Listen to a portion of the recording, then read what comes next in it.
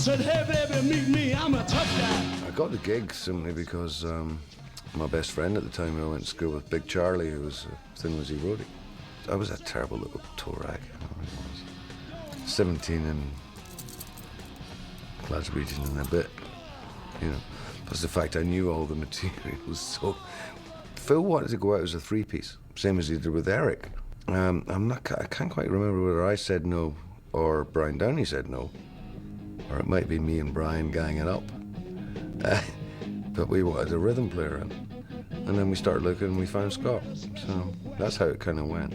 Well, the very first gig we did together as a band, and we started playing, and me and Phil were jumping around like idiots, and Scott was just standing by his amplifier going, what the hell are they doing? Because we were like throwing shapes all over the place, and Scott was like, I can't believe this. He was like completely mortified. She's quite the mediator, smoother operator you will ever see. See you later, no one there, I disobey her openly. She knows music, I know music, do you see? She got the power, I got the power, Rosalie. Rosalie, Rosalie, yeah. Rosalie, Rosalie, yeah. Most people regard the Scott Gorham, Brian Robertson lineup as the classic lineup of Thin Lizzy. It wasn't until they joined on guitar that they really upped the tempo and made the music a lot heavier. The boys were good, you know.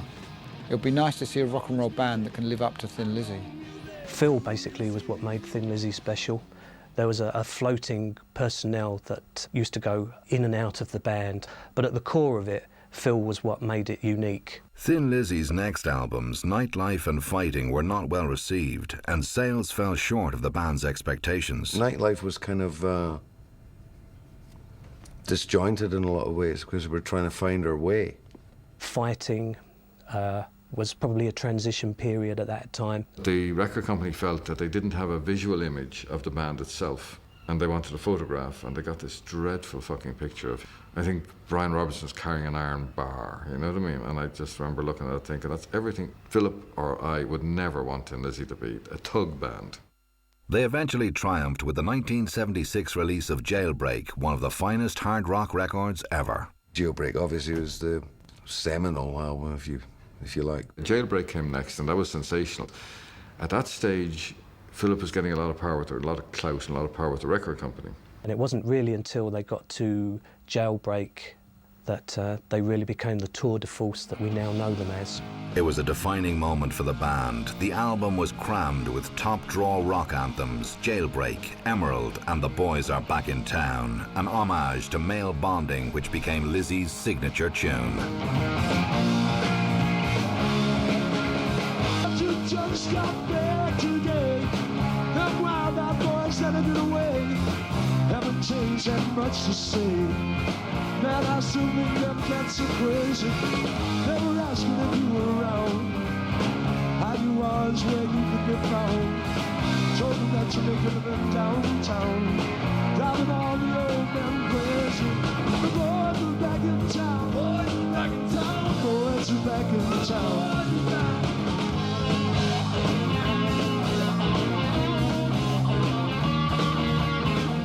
I like The Boys Are Back in Town for a lot of reasons, because I make a living out of it some nights, you know.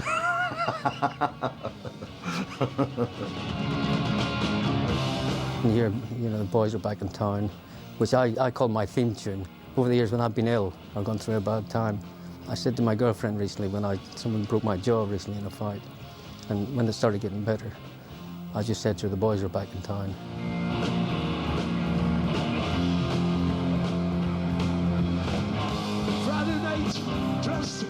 Note for note, it's just awesome. The success of Jailbreak and The Boys Are Back in Town shot Thin Lizzy to international superstardom. They quickly achieved rock and roll notoriety, with Phil gaining a reputation as the hard man of rock. No, it was totally a gang. Oh yeah, It was just like, drag yourself around the world and cause havoc wherever you can. And we did most of the time. It's just that I got blamed for most of it. Phil was smart. Any of the problems we had on the road, right, usually got blamed on me, and Phil went, that's nothing to do with me. No matter what he did, you'd get blamed for it. So I got used to that. I was like a little dog behind him most of the time. I was going, you caused the havoc and I'll back you up.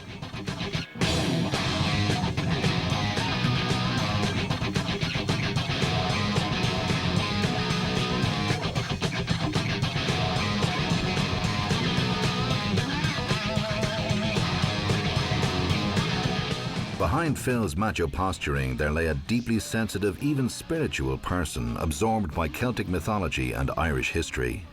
It was a very spiritual side to Philip that I don't think most people could even comprehend. The Catholic ethos had filtered deep into his system, much more than mine, because he was a fanatic Catholic. He was a fanatic admirer of Irish nationalism, and we used to joke a lot about it, but he was serious. Very religious. It sort of shocked me at times. Like us guys were all trying to get rid of the shackles that we had, that we'd grown up with. And Philip was always very spiritual. But he was never a preacher. He's one of those people that I think he had his own road to lead. And I think Phil was very careful about who he opened up to at that depth of his personality. It was a side maybe came out of him more in his writing or whatever, but not on a day-to-day basis. He was a proud Irishman. That's his spirituality. He was very much into Irish history, and that whole side of his persona, some people might think that was all put on, but in actual fact it wasn't. Politically, maybe he was a wee bit free Ireland. Didn't much like Ian Paisley, I don't think, but there you go. Phil's passions ran deep. On a par with his love for music, there was also a huge devotion to football. If he hadn't have been gifted musically, he would have loved to have been a footballer. End of story. That was his dream, yes. Because I think a lot of musicians and footballers in particular, I think, you ask most footballers, if they had a second career, they'd pick music. And if you ask most musicians, they would pick football. It's the same with Elton John and Rod Stewart, Robbie Williams. They're all football fanatics. And we were the same. Footballers wanted to be rock musicians if they had a second choice. Football played a huge part in Philip's life. He was a massive Man United fan. Obviously, George Best was his hero, because I think in Black Rose, he says something like, "Georgie, you're the best." He never actually ever said to me, you're one of my heroes, and I never actually said to him. I think we both knew that we had this mutual admiration for each other, which is why we didn't have to say anything. And I think you find that with certain people, you don't have to say it. During interviews and that, he'd break an interview to go and check to see how Man United were doing if it was a Saturday and there was a match on. And every 5 minutes he kept saying, "Oh, that guy scored a goal, look at this." And his attention was taken away completely from the interview. And he wouldn't miss a match. He nearly put the gig back until the match was over. And he even went as far, when he did get some money, to buy some shares in Manchester United.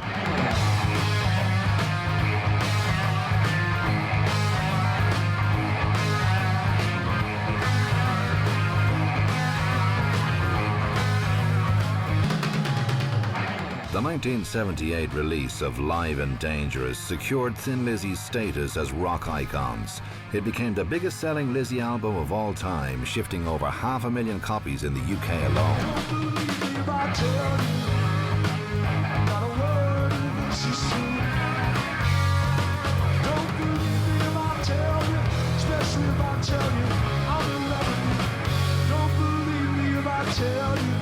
Live and Dangerous, of course, is still regarded as the definitive double live record. It's hard to disagree with that.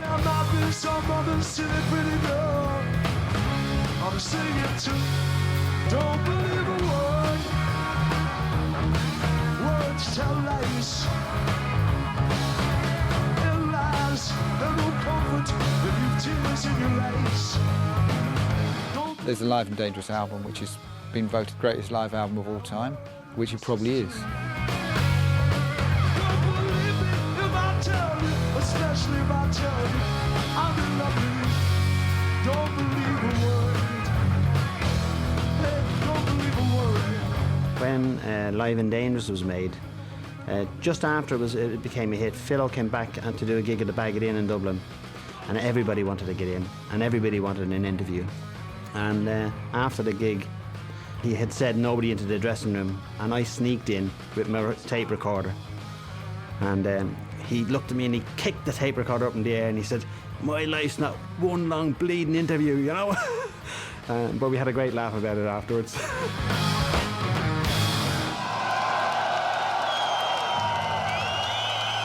After Live and Dangerous and all that, right, I really felt that he wanted to broaden out. He wanted to get in some brass players and all.